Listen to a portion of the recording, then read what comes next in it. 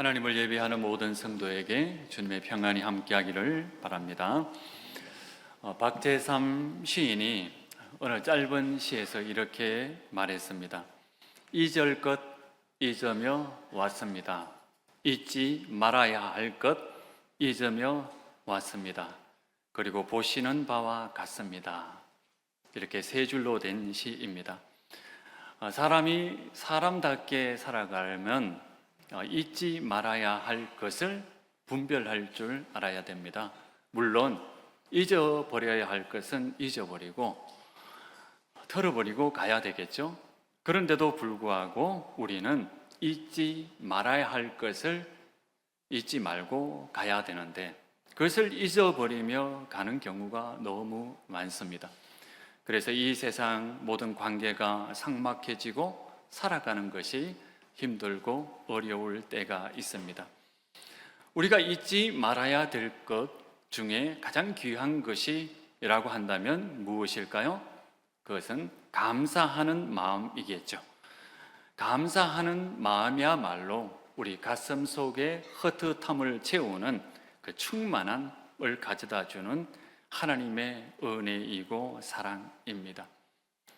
우리가 감사하는 마음을 가질 때에만 우리가 복된 삶을 살아갈 수가 있고 공동체도 활기를 띈다라는 것을 알 수가 있습니다.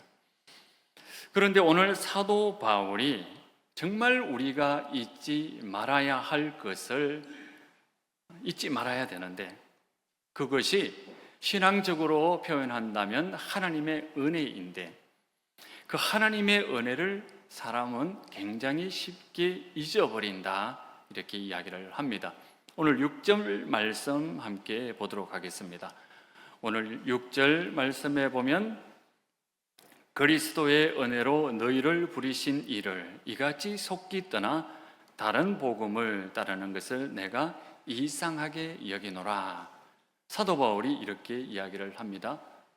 우리에게 은혜를 주셨고 그 은혜를 따라 감사하는 마음으로 살아야 될 터인데 사람이 그렇게 하나님의 은혜를 쉽게 잊어버리다니 참 이상하다. 사도 바울이 이야기를 하고 있습니다. 우리 교회가 지금 새벽마다 사사기를 묵상하고 있는데요. 그 사사기 내용 중에 기드온이라고 하는 그리고 기드온과 함께했던 300명의 용사들이 하나님의 은혜를 잊어버리는 그리고 빨리 잊어버리는 전형적인 그런 모습을 보여주고 있습니다. 심지어 하나님의 역사가 다 끝나지 않았는데도 하나님의 은혜를 잊어버리는 그런 모습을 보여주고 있습니다. 미디안이 이스라엘 백성을 압제하자 하나님께서 기드온이라고 하는 사사를 불렀습니다. 기드온은 처음에는 굉장히 겁이 났습니다. 내가 무엇을 할 수 있단 말인가? 그러나 하나님께서는 여러 번 기적과 이적을 통해서 하나님께서 함께 하신다라고 하는 믿음을 주셨습니다. 그래서 기드온은 세 지파에게 연락을 해서 군사를 모집했습니다. 무려 3만 2천 명이 모였습니다. 3만 2천 명으로 미디안 군사 13만 명을 물리쳐야 되는데 이길 수 있을까요? 어느 정도 이길 수 있지 않을까요? 작전만 잘 세우면. 그래서 하나님은 다시 명령을 합니다. 너희들 가운데 마음속에 두려움이 조금이라도 있는 사람은 다 집으로 돌아가라. 그러자 이번에는 1만 명이 남게 됩니다. 그러니까 3분의 2가 돌아가고 1만 명이 남게 됩니다. 1만 명으로 13만의 군사를 이길 수 있을까요? 불가능하죠. 어쩌면 기적이 일어나면 이길 수도 있습니다. 그런데 이번에도 하나님은 사람이 더 많다고 말합니다. 하나님은 더욱 이상한 명령을 내립니다. 그러자 이번에는 기드온이 1만 명의 군사를 이끌고 시내로 갑니다. 그리고 물을 먹으라 명령을 합니다. 그래서 기드온은 무릎을 꿇지 않고 물을 마시는 300명을 선발하게 됩니다. 이제 300명의 용사가 남았습니다. 300명의 용사와 기드온이 미디안 군사 13만 명과 싸운다면 누가 이길까요? 아무리 작전을 잘 세워도 이길 수가 없었습니다. 하나님께서 이상하게도 왜 군사의 숫자를 점점점 줄이면서 너희는 미디안과 싸워라 라고 하셨을까요? 그것은 구원이라고 하는 것은 전적으로 하나님의 은혜이다 라고 하는 것을 확실하게 보여주기 위해서입니다. 너희들이 구원받는 것은 군사의 숫자에 많고 적음이 아니고 지혜로운 사람이 있어서 그런 것도 아니고 오직 하나님의 은혜로 구원을 받는다라는 그것을 보여주기 위해서 300명만 남았습니다. 그 300명의 군사들이 한 손에는 나팔을 들고 또 한 손에는 무엇을 들었을까요? 항아리를 들었죠. 항아리 안에는 무엇이 있었나요? 횃불이 있었습니다. 캄캄한 밤에 적진 아주 가까이 가서 군사들에게 이렇게 명령을 합니다. 적진 가까이 가서 내가 신호를 하면 그 항아리를 아주 큰 소리를 내고 깨뜨려라. 그리고 나팔을 불고 여호와를 위하라, 기도원을 위하라 이렇게 외치기만 해라. 그러면 하나님께서 그 뒤의 일은 알아서 하실 것이다. 이렇게 지시를 합니다. 그러자 기드온과 300명의 용사는 하나님께서 명령하신 대로 횃불과 항아리를 들고 미디안 진영 아주 가까이 갔습니다. 그리고 나서 항아리를 깨뜨리고 횃불을 높이 들고 나팔을 불고 무엇이라고 외쳤을까요? 사사기 7장 20절에 보면 여호와와 기드온의 칼이여 이렇게 외칩니다. 하나님께서 명령하신 것은 여호와를 위하라, 기드온을 위하라입니다. 그런데 실제 싸움터에서는 여호와와 기드온의 칼이여 이렇게 외쳤습니다. 하나님께서 의도하신 것과는 전혀 다릅니다. 그리고 300명의 용사들에게는 칼이 있었을까요? 없었을까요? 칼이 없었습니다. 한 손에는 나팔과 또 한 손에는 항아리뿐이었습니다. 칼을 가지고 가지 않은 이유가 무엇일까요? 하나님께서 확실하게 보여주시기 위해서입니다. 하나님께서 싸울 것이지 너희들이 싸우는 것이 아니다. 이것은 인간의 싸움이 아니라 바로 하나님의 싸움이다 라고 하는 그것을 명확하게 아주 뚜렷하게 가르쳐 주셔서 그것을 대대에 기억하려고 했습니다. 그런데요, 막상 전쟁터에 나가서 기드온과 그리고 300명의 용사는 우리가 뭔가 해야 된다. 우리도 하나님의 전쟁에 무엇인가 보탬이 되었다. 우리가 공을 세웠다라고 하는 것을 나타내기 위해서 말이 달라집니다. 여호와와 기드온의 칼이여라고 외칩니다. 자신들이 싸우는 것처럼 하나님의 명령을 바꿉니다. 실제로 기드온과 300명의 용사들은 미디안 군사를 다 물리친 이후에 미디안의 왕을 사로잡습니다. 그리고 처형을 합니다. 그리고 기드온이 한 행동이 뭐냐면 미디안의 왕의 말에 장식한 초승달 장식을 취해서 기드온의 말에 달았습니다. 이게 무엇을 상징하는 걸까요? 미디안의 왕들이 하는 그 장식을 기드온이 자신의 말에 매달았습니다. 말은 하나님을 의지해야 된다. 말은 하나님만을 섬길 것이다. 말은 하나님은 우리의 왕이시다라고 하지만 그러나 내면에는 내가 이 정도 공을 세웠으니까 내가 왕이고 내가 칭송을 받아야 된다라고 생각을 했습니다. 이것이 단초가 되어서 기드온 집안에 큰 불행을 가지고 왔고 이스라엘 내부에는 내전에 가까운 그런 전쟁이 벌어지게 됩니다. 하나님께서는 하나님의 은혜로만 너희들을 구원해 주신다.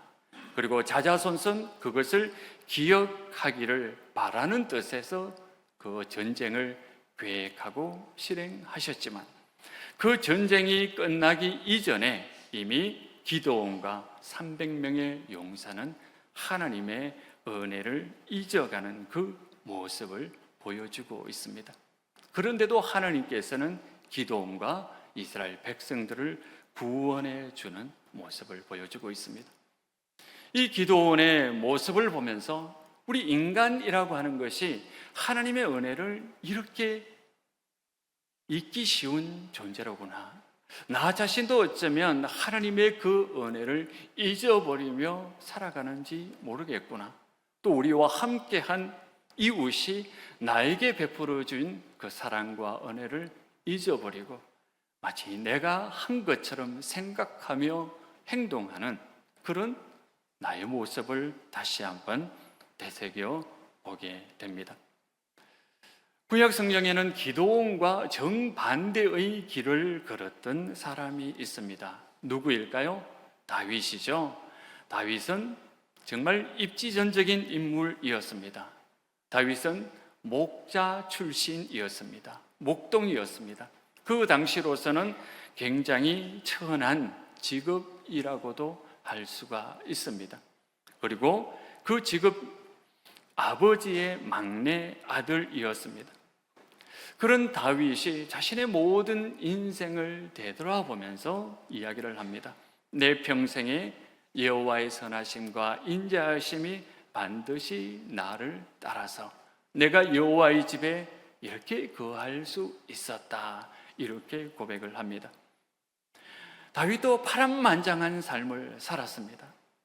자신이 섬기는 주군으로부터 버림을 받고 쫓기는 신세가 되었습니다. 아주 험한 인생을 살았습니다. 심지어 자신의 아들의 반역을 겪기도 했습니다. 그리고 자기 또한 엄청난 죄를 짓기도 했습니다. 자신을 따르는 충실한 부하를 죽음으로 내몰고 자신의 욕심을 채우는 그런 일도 했습니다. 그런데도 다윗은 그 모든 자신의 결함, 자신의 죄를 용서해 주시고 은혜를 베푸시는 주님을 바라보고 또 자신의 모든 환난에서 자신의 모든 인생 그 여정 동안 늘 함께 해 주셨던 하나님의 은혜를 생각했습니다. 그러면서 하나님의 은혜는 늘 나와 함께 했다. 내 인생과 함께 하였고 앞으로도 함께 할 것이다 라고 하나님께 감사의 마음을 전하고 있습니다. 이 하나님의 은혜는 사실은 다윗 이전에 인류가 시작되면서부터 바로 시작되었습니다. 하나님께서는 우리를 흙덩어리로 만드셨습니다. 흙덩어리로 아주 예쁘게 사랑스럽게 만들었습니다. 그런데요, 인간이 아무리 사랑스럽고 예쁘다 하더라도 하나님의 은혜가 아니곤 흙덩어리일 뿐입니다. 지나가면 시간이 흘러가면 그 흙은 다시 먼지로 되돌아갈 뿐이죠. 그런데 하나님의 루아흐, 하나님의 숨이 그 흙덩어리 안에 불어넣어졌기 때문에 살아서 움직이는 존재가 되었습니다. 인간이라고 하는 것이요, 우리가 숨을 쉬는 이 순간마다 하나님의 은혜를 마시고 있습니다. 하나님의 숨을 함께 공유하고 마시고 있기 때문에 우리가 살아 기동하는 존재가 되었습니다. 그래서 인류가 시작되면서부터 하나님의 은혜는 늘 우리와 함께하고 우리를 이끌어 주셨던 놀라운 은혜가 있습니다. 제가 시골 집에서 살았거든요. 시골집 앞에는 돌이 많은 밭이 있었습니다. 우리 아버지가 백일홍을 좋아하셔가지고 어느 날 나는 바쁘니까 너는 저 마당에 있는 밭을 일구어서 백일홍을 심어라 라고 했습니다. 그래서 잡초를 다 뽑고 해보니까 그 밭이 완전히 돌덩어리로 된 밭이다라는 것을 알게 되었습니다. 그런데 아빠가 무서우니까 아빠의 말씀대로 백일홍을 하나하나 다 심었거든요. 그런데 이 자갈밭에, 이 돌이 많은 밭에 어떻게 이 백일홍이 살아갈 수 있을까? 살아남을 수 있을까? 꽃을 피울 수 있을까? 이런 생각을 많이 했거든요. 그런데 꽃을 심어놓고 매일 물을 줬습니다. 아침 저녁으로 물을 주니까 그 꽃이 자라고 시간이 흘러서 싱싱하게 정말 예쁜 백일홍을 키우는 그 장면을 제가 경험을 했습니다. 그 밭이 돌짝밭이고 쓸모없는 밭이고 우리 인생처럼 버려진 것이라 할지라도 물과 비와 햇빛이 있으면 꽃밭이 되듯이 우리 인생도 마찬가지입니다. 아무리 험하다 할지라도 하나님의 은혜가 있으면 아름다운 인생이 될 수 있습니다. 사람의 경우도 마찬가지죠. 제가 청년부를 담당할 때 한 청년을 만났습니다. 세 가족으로 왔습니다. 수련회에 함께 가서 운동을 했습니다. 정말 운동도 잘하고 체격도 좋고 정말 저런 우리는 뭐 근육도 별로 없고 그런데 저런 근육도 좋고 저런 체격을 가지고 있으니까 정말 좋겠다라고 하는 그런 부러움을 자아냈습니다. 그런데 성경 공부 시간이 되면 왠지 그 청년이 자신감도 없고 말도 제대로 못했습니다. 뿐만 아닙니다. 매사에 자신의 의견을 제대로 표현하지 못하는 그런 학생, 청년이었습니다. 그리고 그날 밤 그 청년이 자는 모습을 보았습니다. 그 덩치가 산만한 애가, 근육이 우락부락한 애가 아주 웅크리고 자는 그 모습을 보면서 저 청년의 삶이 참 고달픈 인생이었겠구나 라고 생각을 했습니다. 그래서 가슴속으로 조용히 기도하고 하나님께서 은혜를 베풀어 주시기를 기도했습니다.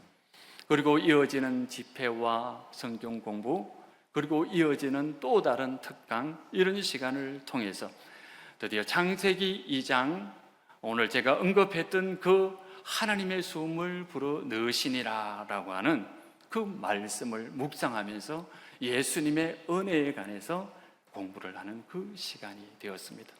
그 청년이 갑자기 눈물을 흘리면서 하나님의 은혜가 나와 함께 하고 있었는데 내가 그걸 보지 못했습니다 라고 고백을 했습니다.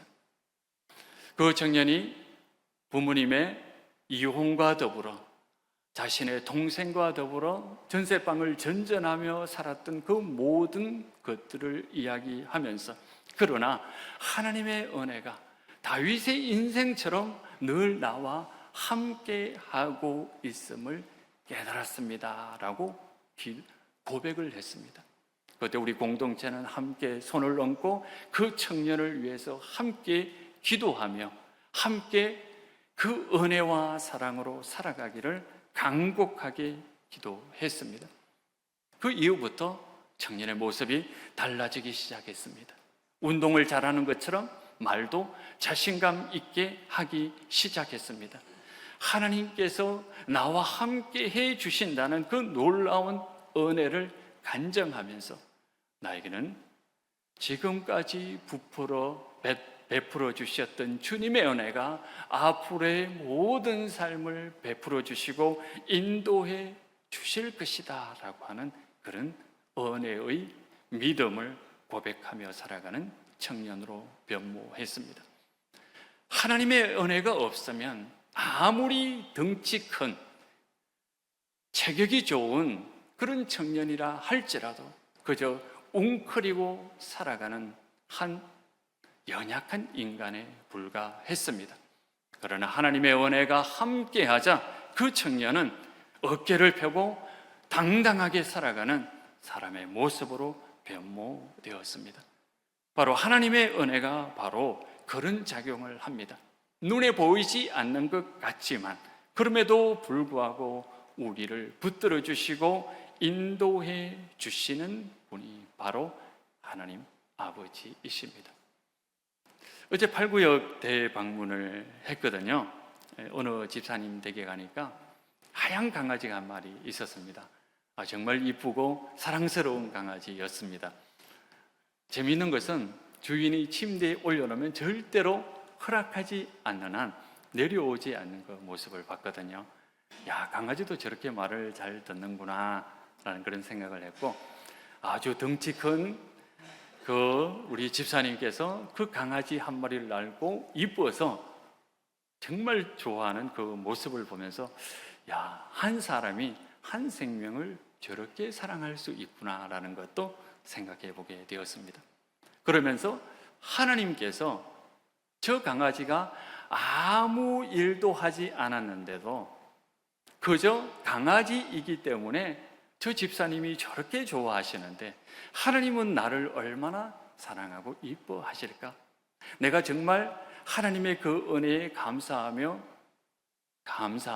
그 은혜를 잊지 않고 살아가고 또 내가 다른 사람을 대할 때 그렇게 감사하는 마음으로 되돌아볼까? 이렇게 짧은 시간 한번 생각해 보는 그런 시간을 가졌습니다. 하나님의 은혜는 단 한 번도 우리를 떠난 적이 없습니다. 아무런 조건 없이 우리를 붙들어 주시고 아무런 그런 그 모든 상황 속에서 늘 우리와 함께 하시는 분이었습니다. 사도 바울은 평생 하나님의 은혜를 조건 없이 우리에게 주어주시는 이 하나님의 은혜를 전파하며 살아가는 것을 자신의 소명으로 삼았습니다.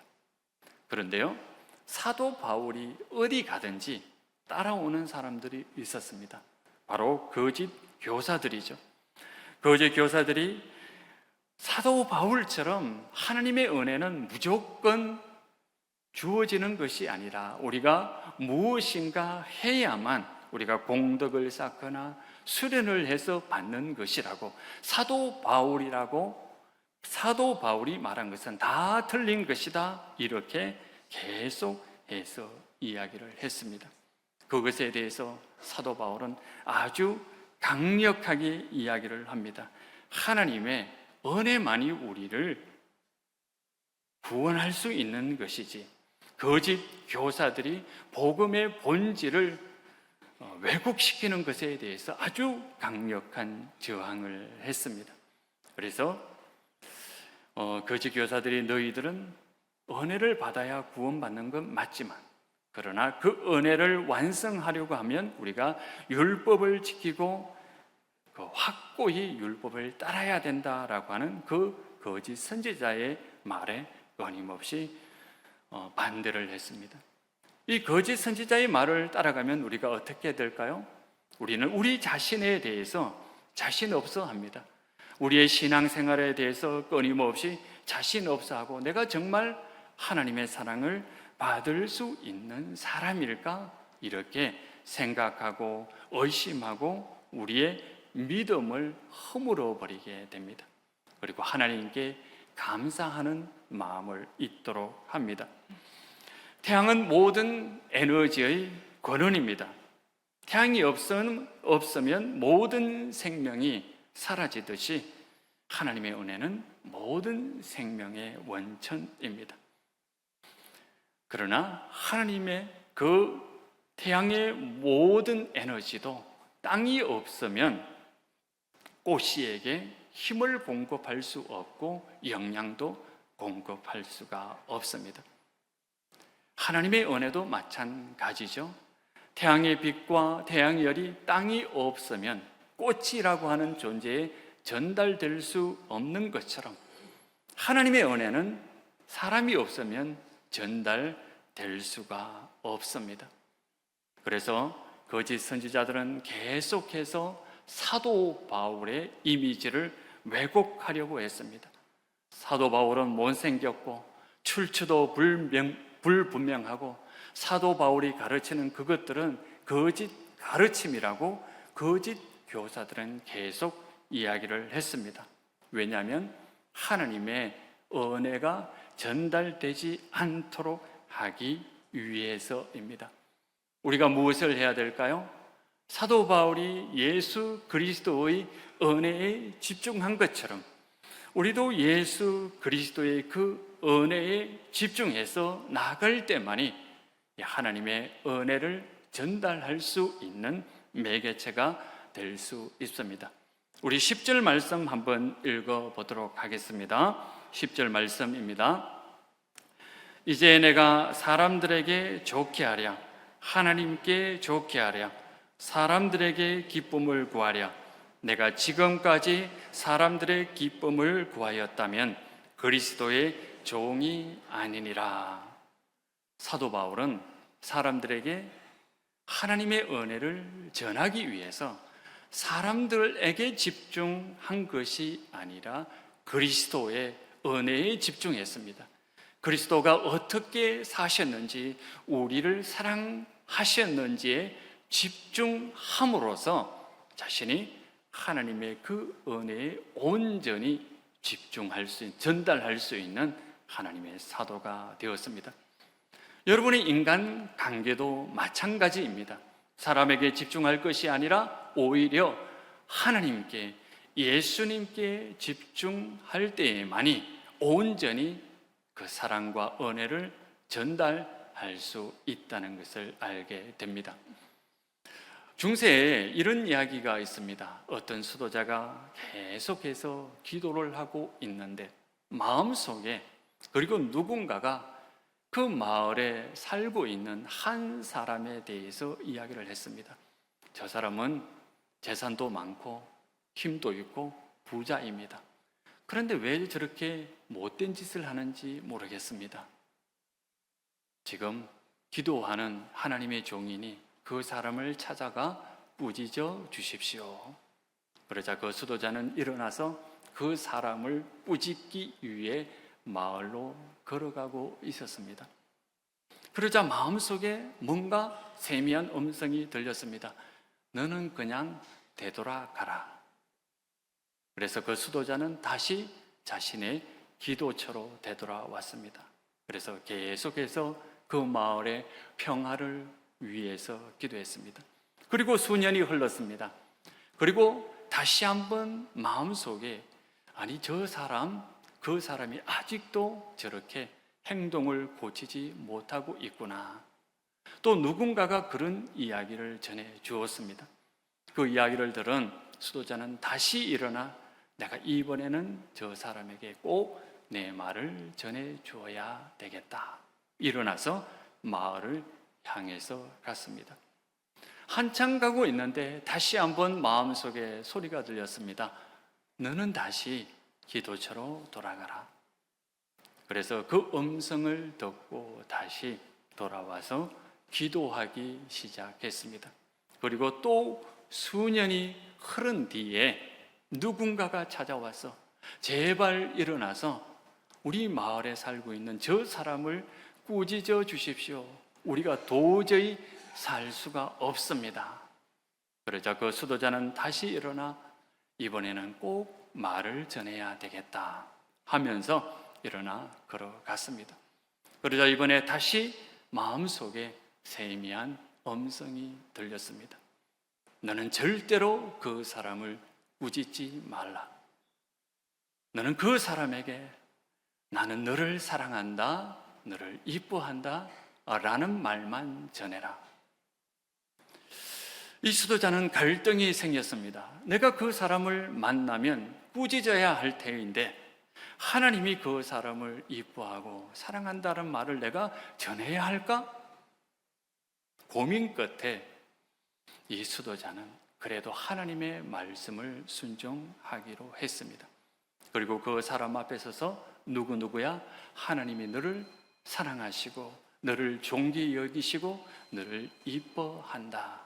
너에게 은혜 베풀기를 원한다.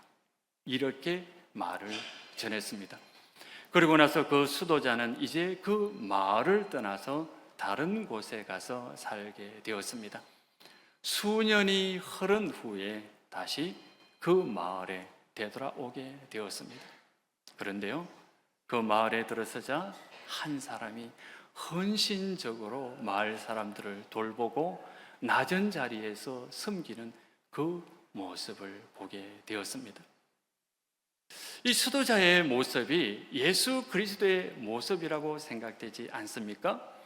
예수님께서 우리에게 오셔서 꾸짖고 혼내고 너희는 하나님의 뜻을 따라 살아가라 라고 말해야 할 터인데, 그런데 예수님께서는 우리에게 오셔서 내가 너를 사랑한다, 하나님도 너를 사랑한다, 내가 너 사랑하기 위해서 목숨까지 내어줄 수 있다, 이것을 말씀하셨을 뿐만 아니라 몸소 보여주신 분이 바로 예수님의 삶입니다.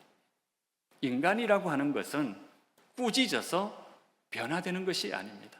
오히려 예뻐하고 사랑하고 존귀히 여길 때만이 인간은 변화됩니다. 그 사람은 자신을 사랑하는 온 우주의 하나님의 그 은혜를 가슴 속에 잊지 않았기에 자신의 모든 잘못을 고치면서 변화된 인생길을 살았습니다. 우리가 살아가면서 가슴 속에 잊지 말아야 될 것, 바로 예수님의 그 말씀, 사랑이 아닐까요? 그 말씀과 사랑을 가슴 속에 간직하며 살아간다면 우리가 다른 사람을 대할 때에도 하나님께 감사하고 인내하며 살아갈 수 있는 믿음의 사람들이 될 수 있습니다. 그리고 물론 자기 자신을 자기가 존중할 수 있는 사람도 될 수 있습니다. 하나님은 우리를 사랑하시고 우리를 존귀히 여기시고 우리를 위해 목숨까지 버리실 수 있는 분입니다. 단 한 번도 주님은 우리를 떠난 적이 없으시고 인류가 시작된 이래로 단 한 번도 인류를 떠난 적이 없고 우리가 이 세상 살다 간 이후에 우리 후손들의 삶 속에서도 하나님은 늘 우리 그 후손들과 함께 동행하며 은혜를 베푸실 것입니다. 그 은혜와 사랑 속에 살아가는 우리 도평교회 공동체가 되기를 바랍니다. 하나님 아버지, 은혜와 사랑을 감사드립니다. 우리 가슴 속에 잊지 말아야 될 것, 주님의 사랑, 주님의 은혜를 가슴 속에 품고 살아갈 수 있도록 도와주시옵소서. 예수님 이름으로 기도드리옵나이다. 아멘.